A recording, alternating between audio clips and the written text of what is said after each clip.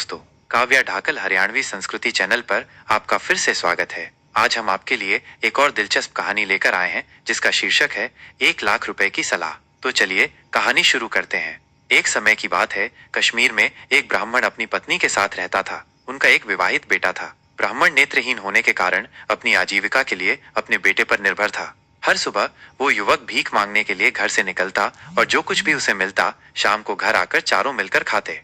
कुछ दिन तो यह सिलसिला चलता रहा, लेकिन फिर वह युवक इस अपमानजनक जीवन से तंग आ गया। उसने किसी दूसरे देश में जाकर अपनी किस्मत आजमाने की सोची।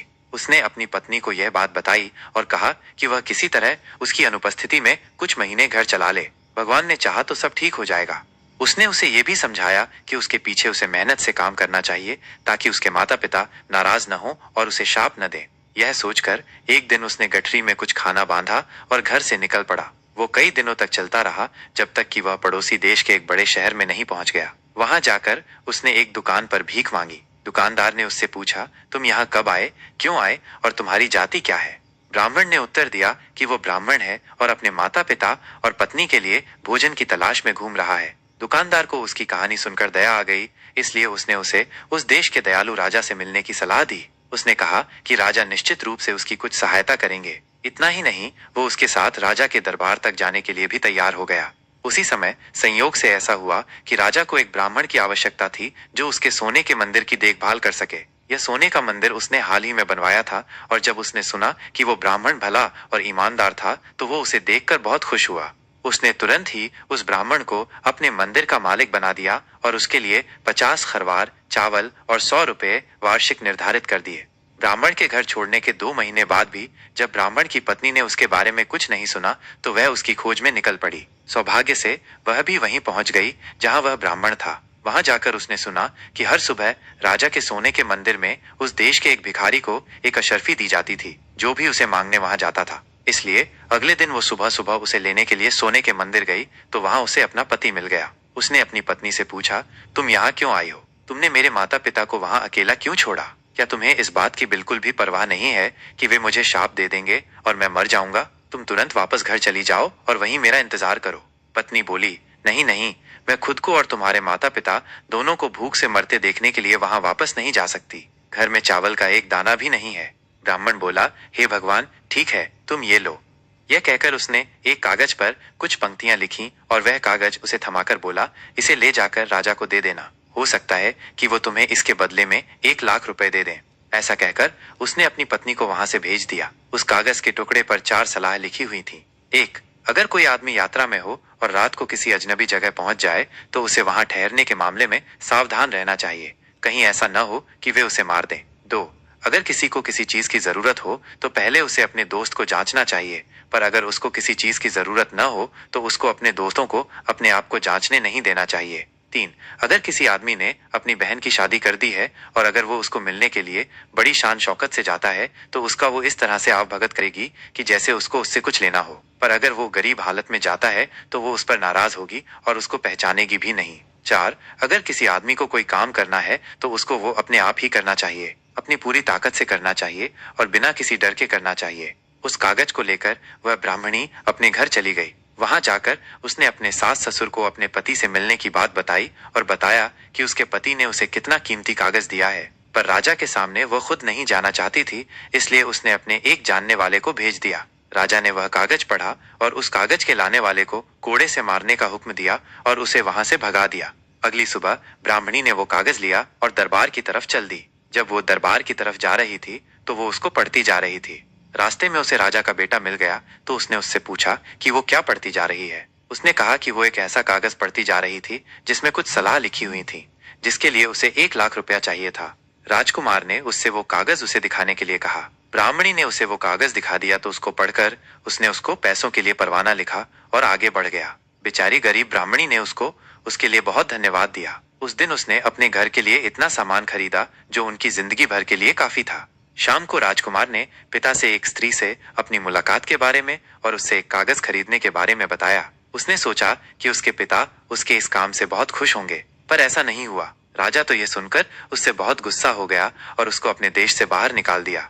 उफ, सारा शाही राजघराना कितना दुखी हुआ जब उन सब ने राजा का ये बेरहम हुक्म सुना कि उसने राजकुमार को देश निकाला दे दिया। क्योंकि राजकुमार तो सबका प्यारा था, साथ में सबको उससे बड़ी बड़ी उम्मीदें थीं। और सबसे बड़ी बात तो ये थी कि वो उस राजगद्दी का वारिस था। फिर भी राजा का हुक्म तो हुक्म था, सो तुरंत ही बजा लाया गया। राजकुमार ने अपनी माँ, संबंधियों, दोस्तों को सबको विदा कहा और अपने घोड़े पर सवार होकर घर से निकल पड़ा। कहाँ किधर, ये तो उसको भी नहीं पता था। रात होते होते वो एक जगह आ पहुंचा जहां उसे एक आदमी मिला। उसने उसको रात को अपने घर में ठहरने के लिए कहा तो राजकुमार ने उसका बुलावा स्वीकार कर लिया। वो वहां गया तो उसका एक राजकुमार की तरह से स्वागत किया गया। उस आदमी ने उसके सोने के लिए एक चटाई बिछा दी, उसको बहुत बढ़िया खाना खिलाया और रात को उसकी बेटी ने उसकी सेवा की। उसने सोचा, मुझे उस भले आदमी की चारों सलाहों में से पहली सलाह पर ध्यान देना चाहिए, क्योंकि पता नहीं ये आदमी रात को मेरे साथ क्या करे। मुझे आज की रात सोना नहीं चाहिए। मन में ऐसा सोचकर वो लेट तो गया मगर सोया नहीं। बीच रात में उस आदमी की बेटी उठी और अपने हाथ में तलवार लेकर राजकुमार को मारने के इरादे से दौड़ी। राजकुमार तो सोया नहीं था, सो वो उठकर बैठ गया और तलवार का वार बचा गया। फिर उसने तलवार पकड़ ली और बोला, मैंने तुम्हारा क्या बिगाड़ा है, या फिर मैं तुम्हारा क्या बिगाड़ना चाहता हूँ जो तुम मुझे मारने चली हो। अपनी तलवार संभाल कर रख लो ताकि तुम्हें उससे बाद में कोई परेशानी न हो, जैसे कि उस राजा को हुई थी जिसने गलती से अपने तोते को मार दिया था। लड़की बोली, कौन से राजा ने? राजकुमार बोला, तो लो सुनो ये कहानी। एक बार की बात है कि एक राजा था जिसके पास एक बहुत सुंदर तोता था। वो उसको बहुत प्यारा था। ये तोता राजा के हरम में रहता था और राजा अपनी रानियों से बात करने से भी पहले उससे बात करता था। एक बार उस तोते ने राजा से 1 महीने की छुट्टी मांगी, क्योंकि वो अपने बेटे की शादी करने जाना चाहता था। राजा ने उसे छुट्टी दे दी और वो तोता अपने घर चला गया। घर जाकर उसने बड़ी धूमधाम से अपने बेटे की शादी की और शादी के बाद वापस लौटने लगा।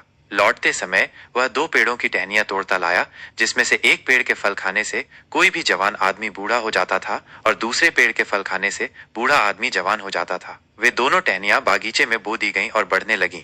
समय आने पर दोनों पेड़ों पर फल लगे, पर जैसे ही वे पकने को थे कि उस देश में एक तूफान आया जिससे वे पेड़ नीचे गिर गए। एक बहुत बड़ा सांप भी तूफान के पानी के साथ साथ वहां आ गया। उसने अपना जहर उन पेड़ों की शाखाओं पर बिखेर दिया, जिसका किसी को पता नहीं चला। तूफान के बाद जब पानी उतर गया तो उन पेड़ों को फिर से लगा दिया गया। वे पेड़ फिर से लहलहा उठे और उनमें फिर से फल आ गए। समय आने पर उन पेड़ों के फल राजा के पास ले जाए गए। राजा ने उनमें से एक पेड़ के कुछ फलों को जांचने के लिए एक कुत्ते की तरफ फेंके। कुत्ता उनको खाते ही मर गया। ये देखकर राजा बहुत गुस्सा हुआ और ये सोचते हुए कि तोता उसके साथ मजाक कर रहा था, उसने उसको मारने का हुक्म दे दिया। तोते को तुरंत ही मार दिया गया। अगले साल उन पेड़ों में फिर से फल आए। तब तक उस पेड़ की शाखाओं का सारा जहर निकल चुका था। एक दिन एक बूढ़ा उधर से गुजर रहा था। उसे भूख लगी थी, सो उसने उस पेड़ से एक फल तोड़कर खा लिया। उसको खाते ही वो तो जवान हो गया। इस अजीब घटना की खबर उड़ते उड़ते राजा तक पहुंची तो उसने अपने एक नौकर को उस पेड़ के फल लाने का हुक्म दिया। उसमें से उसने कुछ फल अपने बूढ़े वजीर को दिए। वजीर ने उन्हें जैसे ही खाया तो वो भी उनको खाकर वैसा ही जवान और ताकतवर हो गया जैसा लोगों ने उसको 50 साल पहले देखा था। राजा ने जब ये देखा तो वो अपने तोते के लिए बहुत दुखी हुआ और बहुत पछताया कि उसने उसको कितनी बेदर्दी से मरवा दिया था। वो तो उसके लिए कितने अच्छे फल की शाख लेकर आया था। कहानी सुनाकर राजकुमार बोला, मुझे यकीन है कि तुम मेरे साथ ऐसा नहीं करोगी। लड़की बोली, नहीं, मैं तुम्हारे साथ ऐसा नहीं करूंगी। जब तक राजकुमार ने अपनी कहानी खत्म की तब तक सुबह हो चुकी थी और घर के बाकी लोग जाग गए थे। इस तरह उस दिन राजकुमार की जान बच गई।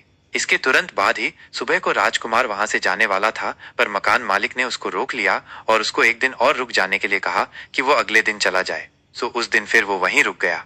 पिछले दिन की तरह से उसका उस दिन भी खूब शान शौकत से खातिर की गई। रात को उसे फिर से उसी कमरे में सोने के लिए भेज दिया गया। उस रात भी मकान मालिक की बेटी उसकी सेवा के लिए वहां आई। उस रात भी राजकुमार नहीं सोया, क्योंकि उसको डर था कि मकान मालिक की बेटी उसके साथ पता नहीं क्या करे।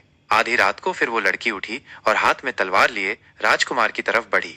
राजकुमार तो जागा हुआ था। वो तुरंत उठ बैठा और बोला, मुझे मत मारो। मुझको मारने से तुमको क्या मिलेगा? अगर तुमने मुझे मार दिया तो तुम उसी तरह से पछताओगी जैसे कि एक आदमी अपने कुत्ते को मारकर पछताया था। उसने पूछा, कैसा आदमी और कैसा कुत्ता? राजकुमार बोला, पहले तुम मुझे अपनी तलवार दो, तब मैं तुम्हें उसके बारे में बताता हूँ। सो उस लड़की ने अपनी तलवार राजकुमार को दे दी और राजकुमार ने अपनी दूसरी कहानी शुरू की। एक बार की बात है कि एक शहर में एक बहुत ही अमीर व्यापारी रहता था। उसके पास उसका एक पालतू कुत्ता था। अचानक ये अमीर व्यापारी बहुत ही गरीब हो गया और उसे अपने कुत्ते को छोड़ना पड़ गया। उसने अपने एक साथी व्यापारी से अपने कुत्ते के ऊपर 5,000 रुपए का कर्जा लिया और उससे एक नया काम शुरू किया। कुछ समय बाद उसके साथी व्यापारी की दुकान में चोरी हो गई और चोर उसका सारा सामान चुरा कर ले गए। मुश्किल से 10-20 रुपए का सामान ही उसकी दुकान में बचा था। वफादार कुत्ते को पता चल रहा था कि वहां सब क्या हो रहा था। वो चोरों के पीछे दौड़ गया। उसने वो जगह देख ली जहां उन चोरों ने वो चोरी का सामान छिपाया था और घर वापस आ गया। सुबह को जब व्यापारी सोकर उठा तो अपनी दुकान खाली देखकर रो पड़ा। साथ में उसके घर वाले भी रोने लगे। व्यापारी तो बिल्कुल पागल सा हो गया। उधर कुत्ता बार बार मालिक की कमीज और पाजामा खींचता हुआ घर के दरवाजे की तरफ भागता रहा, जैसे वो उसको घर के बाहर ले जाना चाहता हो। आखिर उसके एक दोस्त ने उसको सलाह दी कि ऐसा लगता है कि कुत्ता चुराई हुई चीजों के बारे में कुछ जानता है, सो उसको उसके पीछे जाना चाहिए। व्यापारी और उसके कुछ दोस्त उस कुत्ते के पीछे पीछे चल दिए। कुत्ता उनको वहां ले गया जहां चोरों ने उसका माल छिपा रखा था। उस जगह आकर कुत्ते ने जमीन खुरचनी शुरू की और भौंकना शुरू किया और ये बताने की कोशिश की कि सामान यहाँ नीचे छिपा हुआ है। व्यापारी और उसके दोस्तों ने वहां जमीन खोदी और अपना सारा सामान पा लिया। उसमें कोई भी चीज खोई हुई नहीं थी। सब सामान ऐसे का ऐसा ही मिल गया।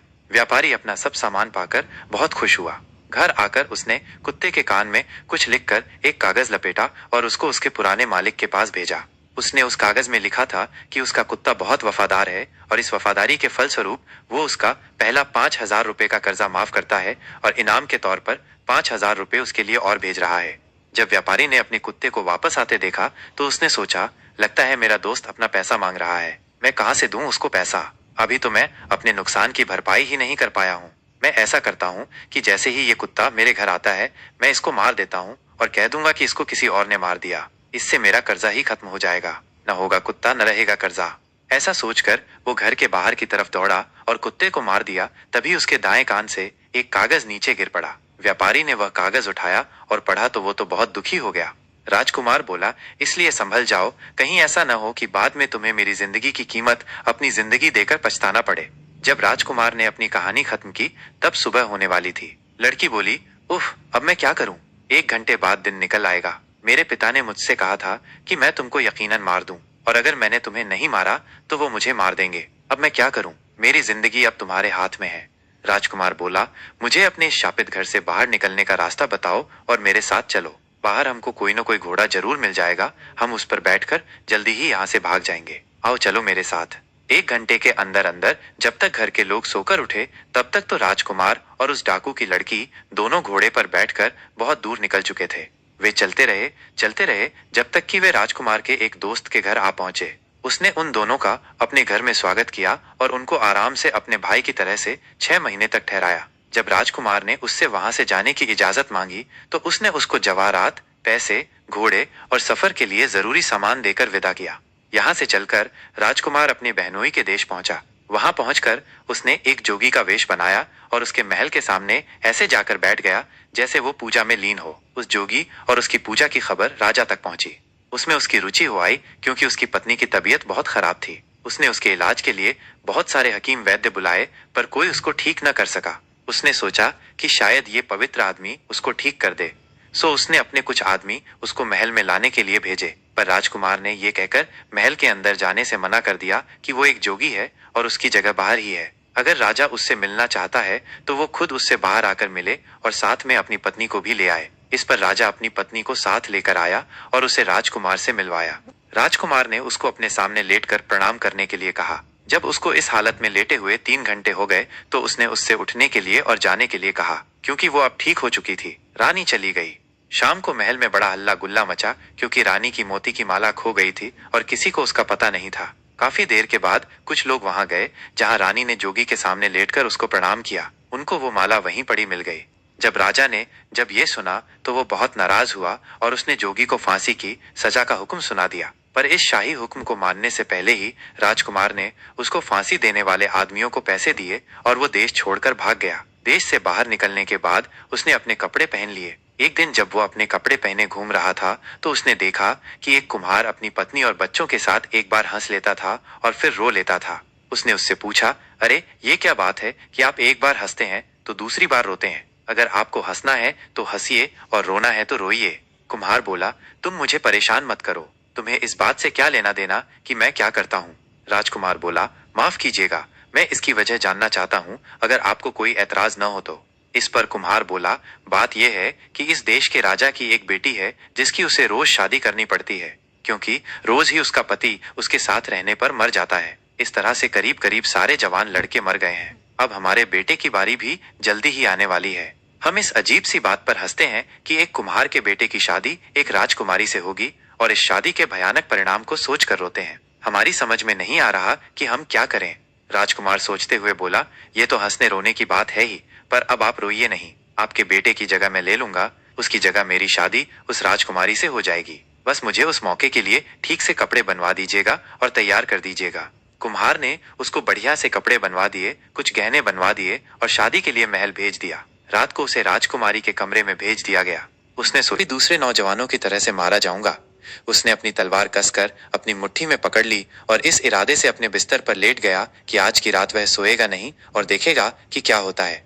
वो चारों तरफ देखता रहा। बीच रात में उसने देखा कि राजकुमारी के नथनों से दो सांप निकले और उसकी तरफ उसको मारने के लिए बढ़ने लगे, जैसे शायद उन्होंने पहले कुछ नौजवानों को मारा होगा। पर ये राजकुमार तो तैयार था। उसने अपनी तलवार कसकर पकड़ ली। जैसे ही वे उसके बिस्तर पर आए, उसने अपनी तलवार से उन दोनों को काट दिया। सुबह को राजा उसकी खोज खबर लेने के लिए आया तो ये देखकर बड़ा आश्चर्यचकित हुआ कि ये नौजवान तो जिंदा था और उसकी बेटी से बात कर रहा था। उसने सोचा, यह जरूर ही मेरी बेटी का पति होगा, क्योंकि वही उसके साथ रह सकता है। राजा कमरे में घुसा और उससे पूछा, तुम कहाँ से आए हो और तुम हो कौन? राजकुमार बोला, मैं फला फला देश के राजा का बेटा हूँ। जब राजा ने यह सुना तो वो बहुत खुश हुआ और उसको अपने महल में रख लिया। राजकुमार राजा के पास 1 साल से ज्यादा रहा। फिर उसने अपने देश जाने की इजाजत मांगी, जो राजा ने उसको तुरंत दे दी। राजा ने उसको उसके पिता के लिए भेंट में हाथी, घोड़े, जवाहरात और बहुत सारे पैसे देकर उसे विदा किया। राजकुमार चल दिया। रास्ते में वह अपने बहनोई के देश से होकर गुजरा तो उसके देश में आने की खबर राजा को लगी तो वह अपने हाथ रस्सी से बंधे राजकुमार के सामने आया। उसने बहुत ही विनम्रता से उसको अपने महल में ठहरने के लिए कहा और जो कुछ भी खातिरदारी वो उसकी कर सकता था उसको स्वीकार करने के लिए कहा। जब राजकुमार महल में ठहरा हुआ था तो उसने अपनी बहन को देखा तो उसने उसको मुस्कुराते हुए नमस्ते की। जब वो वहां से चला तो उसने उसको बताया कि जब वो पहले वहां आया था तो उसने और उसके पति ने उसके साथ कैसा व्यवहार किया था, फिर वो कैसे वहां से बचकर भाग निकला। उसने अपनी बहन को 2 हाथी, 2 शानदार घोड़े, 15 सिपाही और 10 लाख के हीरे जवाहरात दिए। वहां से निकलकर वो अपने पुराने दोस्त के घर गया जिसने उसके साथ बहुत अच्छा बर्ताव किया था। उसने उसके घर से कुछ दूरी पर अपना कैंप लगाया और अपने दोस्त को अपने पास बुलाया, पर उसका दोस्त उससे मिलने जाए ही नहीं। पूछने पर कि वह उससे मिलने क्यों नहीं जा रहा, वह बोला, क्योंकि अब उसको मेरी सहायता की जरूरत नहीं है। यह सुनकर राजकुमार खुद उससे मिलने के लिए उसके महल पहुंचा और उसको अपनी जरूरत के समय सहायता करने के लिए बहुत बहुत धन्यवाद दिया। इसके बाद वह अपने घर गया और अपने माता पिता को अपने आने की खबर दी, पर अफसोस कि अपने बेटे को बाहर निकाल देने के बाद वे उसकी जुदाई में रोते रोते अंधे हो गए थे। राजा बोला, उसको अंदर ले आओ, वो जब अपना हाथ हमारी आंखों पर रखेगा तब हम फिर देखने लगेंगे। राजकुमार अंदर आया तो बूढ़े माता पिता ने उसका बड़े प्यार से स्वागत किया। उसने अपने दोनों हाथ अपने माता पिता की अंधी आंखों पर रखे तो उनको फिर से दिखाई देना शुरू हो गया। तब राजकुमार ने राजा को अपनी सारी कहानी सुनाई और बताया कि किस प्रकार वो उस ब्राह्मणी की सलाह मानकर कितनी बार बचा। राजा ने उसको बाहर निकाल देने पर अपना दुख प्रकट किया और फिर सब खुशी खुशी शांति से रहने लगे। दोस्तों, कहानी कैसी लगी कमेंट करके जरूर बताना और हमारी वीडियो को लाइक और चैनल को सब्सक्राइब जरूर करना। ऐसे ही इंटरेस्टिंग कहानी और वीडियो देखने के लिए हमारे चैनल को सब्सक्राइब जरूर करें। वीडियो को लास्ट तक देखने के लिए बहुत बहुत धन्यवाद।